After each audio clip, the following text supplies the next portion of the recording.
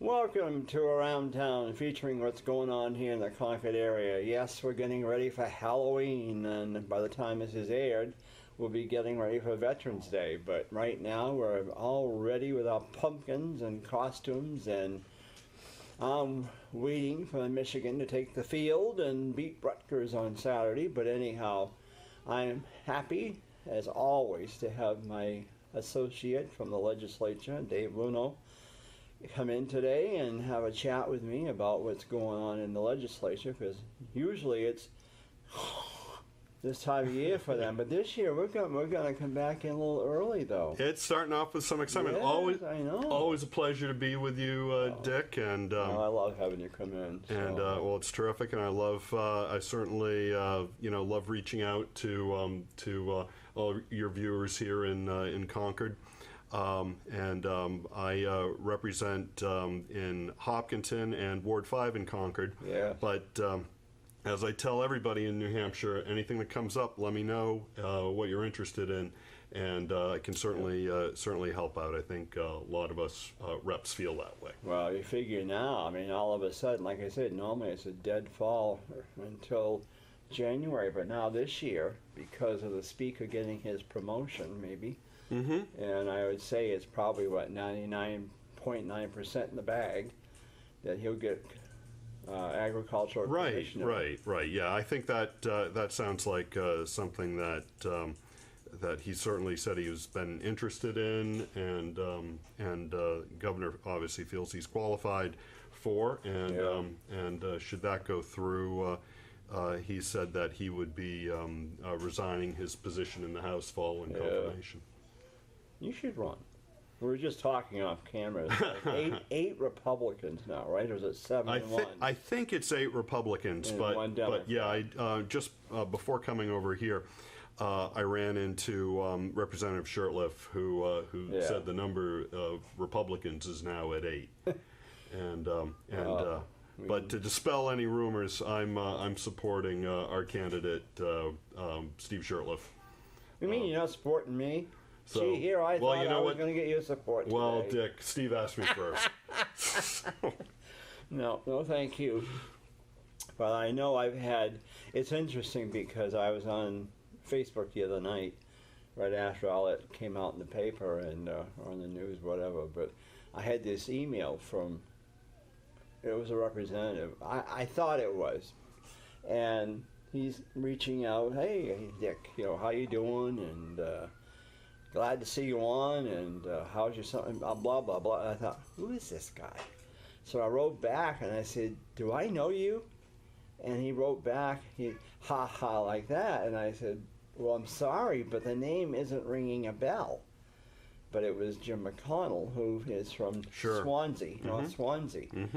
And I've never spoken to him. I guess I would know him if he walked in the room, but other than that, I've never spoken to him. Our paths have never crossed.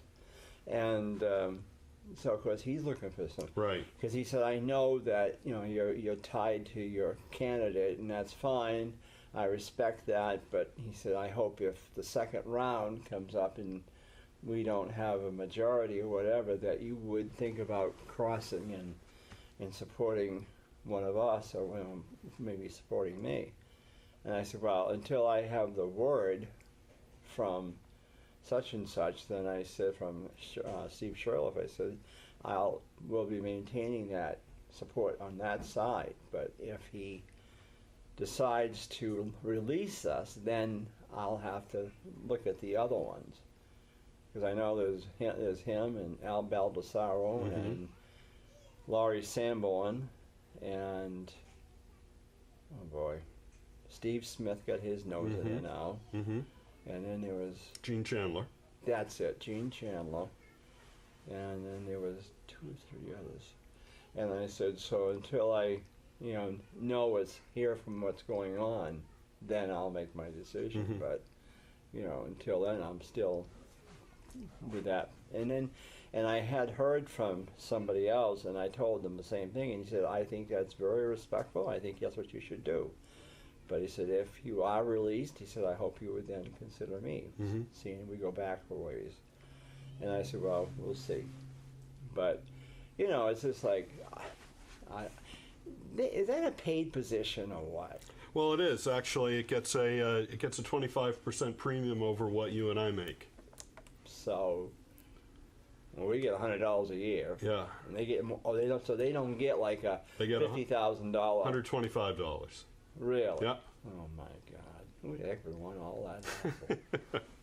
I mean, it's not a full-time job. It's well, you know, for a lot of what we do, certainly many weeks during the session is a full-time job. Yes, it is. And I think for the speaker it can even be more than that and longer than that. Yeah. You know, there's certainly a lot of political power that rests in that leadership capacity. Yeah. But you know, of course, the speaker's office also has a staff. Oh, yeah. You know, and you know, chief of staff, communications director, and others that help the speaker, you know, get through it all. But I think any of us can find the amount of work at times to be you know, very significant. You know, leading into you know, sometimes committee hearings that where in House Commerce, where I serve, typically have a lot of very you know, sort of technical language to the legislation that we review. And for example, just this past year, we reviewed, I think it was close to a 100-page bill on trust law here in the state. And you know, it's an area that I think you know, many people like to try to position New Hampshire as a competitive state to cite their family trusts in, and of course a lot of these things are things that you know, the wealthiest 1% of the wealthiest 1% can you know, use for their families. But you know, but it really doesn't affect the rest of us all that much, unless the trust laws really start tearing away or chipping away at the protections that you know, that the rest of us really do rely on. So so the Democrats in House Commerce were very conscious of that, and we actually successfully submitted about a handful of amendments during the committee work to make sure that the rest of us were protected. So so you know, I think a lot of our constituents probably bristle at the fact that members in House Commerce are spending, I don't know how many hours we spent on it, but you know, maybe, you know, 30 or 40 or 50 hours going through a 100-page detailed bill, you know, to improve wealth management for the wealthiest 1% of 1%. But especially when there's so many other things that I think are so much more relevant to most Granite Staters, whether that's public education, you know, or whether that's you know, insurance rates, or you know, or whatever it is. But there's a lot of other things that I think you know, we should and could be working on. Out of curiosity, do you know how many bills have been filed so far for this next session? Off the top, I don't, but you know, but I think any attempts to sort of rein that in probably were not that successful. So I think it's somewhere on the 900 to 1,000. Is that more than last year? Or I think it's about the same as last year? as the first year in the session. Yeah. Because I didn't think we had many at all in transportation. I was used to the first few years I was on there, but now I'm going over to the other one. Yeah. I mean, I don't know what they get, but well, it ought to be interesting. And then we come back on the 29th to vote on the speaker, right? We come back on the 29th to vote on the speaker. And then that's it until January. That's it till January. Is it a Wednesday? Traditionally, it's a Wednesday, right? And then they go back to the Thursdays. Well, I don't know if the first House session day will be a Wednesday or if it will pick up where we left off on Thursdays. Okay. but I would expect in January we're going to have to take up bills that were retained in committee. That's what they were saying. I think the order of operations, and I know we had several retained in Commerce, and usually when a bill gets retained, it's because maybe some lawmakers look at it as the kinder, gentler way to kill legislation, and other times the subcommittees will work and study. But I think the bill that coming out of that was retained in the House this year that people are really looking at, and people should definitely be concerned about, is Senate Bill 193, which is the education voucher bill. Oh, okay. And it had its final subcommittee work session in House Education today, and where the subcommittee voted, I think 6-3, that it should pass the committee, and obviously, to hopefully, what they would say, pass the House. But this is something that would dramatically, change public education, or I should say, education funding in New Hampshire, and use state taxpayer dollars to basically, pay private school tuitions.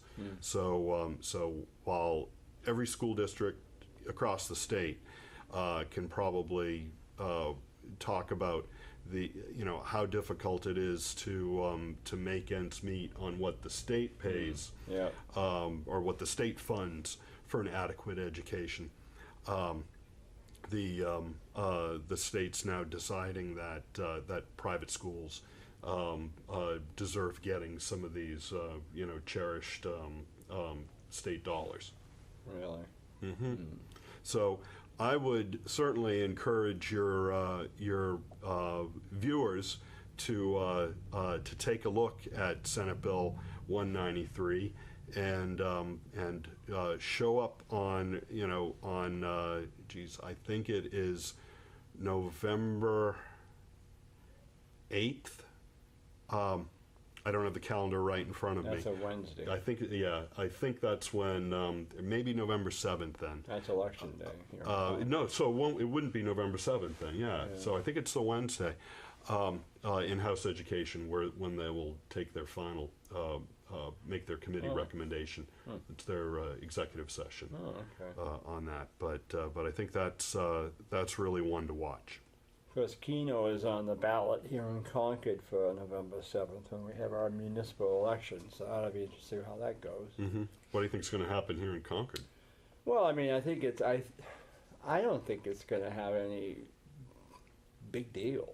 I mean, there's been very little said about it. I think out to Portsmouth, there was not a very good support for it over there or something, but other than that, Franklin passed it, and I don't think it's, I mean, really, David, when you go into these stores or whatever, and we went down to Foxwoods for our anniversary back on October 13th, and we didn't spend the night, of course, but it was amazing how many older people were there. Senior citizens, and I mean older people, not just 60-ish, more like 80-ish, 90-ish, late 70-ish maybe, but I'm telling you, it was amazing. And the ones that walk in there with a oxygen tank on, or in a walker, or in a wheelchair, I mean, it just dumbfounds you. They claim they don't have the money, but by gosh, they were playing the old, and they weren't just playing penny machines either. I mean, the slot machines are the biggest. They make it sound like it's a penny, but it's not. It's, in other words, to get qualified for the bonus rounds, you've got to pay. Well, say like I was at Titanic. I played that game, and it's a penny machine, penny game, whatever. but 40 cents basically is one round. Mhm. Okay, but you get they stamps on the screen. You get a third class ticket. No bonuses. But if you go up another 40 cents to 80 cents or to $1, whatever it is, then you get stamped second class ticket. Now you're going to go for the bonuses you can on progressives or whatever. And so, it's amazing how many. One guy sat down next to me and he plunked in a little bit of money. He was rolling $4 a roll on that machine. Didn't get nothing. So he got up after maybe 4 or 5 times, got up and left. Another elderly lady, and she had to be in her mid-80s at least, sat down and put in $10, right? And then she played $1.20 a roll. She got $188 on just that one. And she looked at me and she said, "What'd I do?" I said, "Well, you won pretty big." She said, "I did?" I said, "Yeah, you got $188 coming out of there." There you go. And she said, "Really?" I said, "Yeah." I said, "Because a guy just sat there and played $4 a spin and got nothing, and yet you just sat down and bing, one roll, and she got $188. She said, "Nobody's going to believe this." I said, "Well, I believe it. I can see it because this ticket comes out and says $188. Mm-hmm. I'm telling you, it's... I don't do the dollar spins. You have the penny. They even have half a penny machines now. Or the 25-cent machines, 5-cent machines. Then they go up to the dollar machines or a $5 machine. I don't go up. I don't do that. I stay at the pennies. And I won probably $160 on one spin I got on the Betty White game. But other than that, it was crazy. But Keno, there was somebody here in Concord that asked me about it, how to play it, and I said, to be honest with you, I don't know. I've seen it down there, where they call off the numbers, and right. I guess if you have X amount of numbers, you get something if that number's called. But I don't know much more about it. I don't know what the payoffs are with that. I don't know either. So I don't know and I didn't know either. I was over here at the lottery office one day, and I didn't know that now they have paper games. You have the scratch tickets now, right? Now they have paper games. So you can buy a sheet of paper for $1. It's like a strip, $1, which has like 4 or 5 games on there. Or you $2, $5, $10, and higher. Well, I played the $10 strip one day, and it has like 10 games on there, and I probably won maybe $50. But other than that, I haven't been lucky. You can go up as high as $350 on some of those, but I don't get nothing. And again, you got to match 3 to get something. Yeah. Well, you're pretty lucky with Betty White, so. Yeah. Yeah. Well, I didn't go. I went back afterwards to play that game again. Couldn't get a spell. Yeah. All right. And of course there's a game called The Christmas Story down there, and I love it because it has the Christmas music playing and all that stuff. It's a movie on TV. I never watch it because to me it's boring. But anyway, I sat there quite a while just playing. I just like the Christmas stuff, and they don't pay off very much. And then I played Britney Spears game, and I was pretty lucky there. But the payout is very minimal, very minimal. And I played Elvira, same thing. But I don't get into cards. I don't like cards. I don't know about them, and no way. The wife likes them, but not me. But it ought to be interesting to see, how much of a shakeup there will be with all these candidates for the speaker. I can just, I'm sure there'll be some deals made there somewhere, but Chandler was speaker at one time. Right. Now, did you file any bills? I did file a bill. It's actually one that we've talked about in the past, and it's something that I've been working hard on all summer, and that's the to address the problem of balanced billing. And, and so this is when you're an insured healthcare patient, you go to an in-network facility. You see an in-network surgeon, but it turns out one of the people behind the scenes, like maybe an anesthesiologist, maybe a radiologist, is not in your network, and then you get a surprise bill in the mail, 4 weeks after surgery. So that's taken a lot of effort to find ways to address that, and we're actually working across the aisle to do that, and so we're hopeful we're gonna find some success with that this year, and I've also co-sponsored a number of bills, one of which is one that you have sponsored on really taking a close look at accessibility at the State House for people with mobility. Well, David, when you mentioned it earlier about someone calling you, I got thinking about that, because I did have someone who called me. Again, maybe it was legislative services, I don't know, but I told them why. I said, from a legislative point of view, or a Senate point of view, or somebody in the government, that LOB is not handicapped accessible. In fact, I talked with a former legislator yesterday. He resigned during the session this year because he's from Ward 9. Right. And he said, I wished I hadn't done that now. And I said, well, try again next year if you want. But he said, I just got so tired I couldn't do it, walking between the State House and the LOB. Right.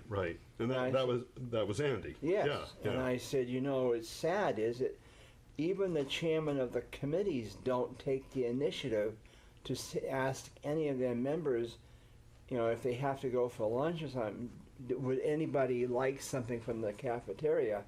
Or can we get you something? And you think the cafeteria would come over with a tray of sandwiches, salads, or things just to see if anybody wants something, but they don't. And it takes a while to get over there. And if the sidewalks aren't shoveled or plowed here in Concord after a snowstorm, you have to walk on the road if you have a walker. Right. If you don't have parking in the garage, and that ramp sometimes is not cleaned off either. So it's really. And then I got looking at the annex there on Capitol Street. There's no ramp there to get in. How do they get in there? Right. Got to walk up 20 steps. Yeah. And even the State House entrance, you got to go. If you didn't know, you'd have to go around to the side, but a lot of people don't know that. Right. To get in there, so it's sad. Unfortunately, of course, it'll take a couple of years if it passes to do anything, but still, it's just that I really feel that it needs to be looked at. No, I think that's a step in the right direction. City of Concord certainly, took that into consideration when redeveloping the downtown area, and I think it's something the state needs to take a look at as well. I don't know. And of course, election next year, of course, Chris Pappas is thinking maybe of running for first district, so that will open up that seat on the executive council. I hope he doesn't. No worry. I like Chris, but now there's so many people running for it that, for that. And of course, who knows if Dan Feltz will run for the governor's seat or whatever. There's another seat that might open up. Have you thought of running for anything higher at all, or if something opens up? Well, I like what I'm doing right now very much, and I'm in my second term. And like I said, the committee that I'm on is very active. We see somewhere between 60, 70, 80 bills go through there. A lot of them tend to be heavy bills with a lot of technical detail on them. So I'm finding it very interesting to do. And so I'm just gonna just sort of take it at that and see where things lead. But serving in the State House is certainly it's a lot of work, but it's a lot of fun too. And I think you have to make sure you get some of that second component in it. Yep. And of course, I try to do, try to weave that into everything I do. So. Yeah, well, you do a good job, David. You're really very down to earth, and you respond to your people, and that's important. Thanks. You don't have your nose up in the air like you're King Tut or something. You're right there to talk to people. We're here to do the work. Yeah, I mean, everybody thinks it's such a glamorous thing, but not for $100 a year, no mileage. You get a little bit of mileage, but we don't get. Oh, that's right. I didn't even think I get very little mileage from Hopkinton, but I certainly it's. I know what you're saying from the trip down from here is. Yeah, I mean, if you're up in Pittsburgh, you make like a bandit, but we don't get nothing here. But you do it because you want to. Right. You know, I mean, but no, I truly enjoy it, and I hope next year to run again. But you never know. You know, it's a politics is a funny thing. Yeah. But you meet a lot of people that otherwise you wouldn't have met. No, I know. And it certainly, I think, broadens your it requires you to sort of try to understand and see things from other people's perspectives, and find the best ways to work with other people too, in terms of getting to negotiating some final piece of legislation, because in this business it's not about getting your own way, it's really about what's the best solution for for people here in the Granite State. Yeah, you're right. So, well, I can tell you, it'll be a busy day on not only November 2nd, but November 29th. They start the voting. That'll be interesting. It's going to be a really interesting day. And and then on November 2nd, I think, so prior to that, that's the veto day, where I think the governor vetoed one bill on really requiring zoning boards in the state to vote separately on each exemption criteria. They really should, though. I agree they should. Yeah. I thought they did. Yeah, and I think when a board focuses its attention on there's 4 exemption questions, each of them for exemption criteria, and I think having 4 separate votes, one on each criteria, focus on the one criteria, has it been met or has it not, and rather than sort of morphing them all together, and so I think the legislature did a good job on that. I don't agree with the governor's rationale for vetoing it, because I think that that legislation does protect the integrity of the zoning requirements, zoning laws that are done by each municipality.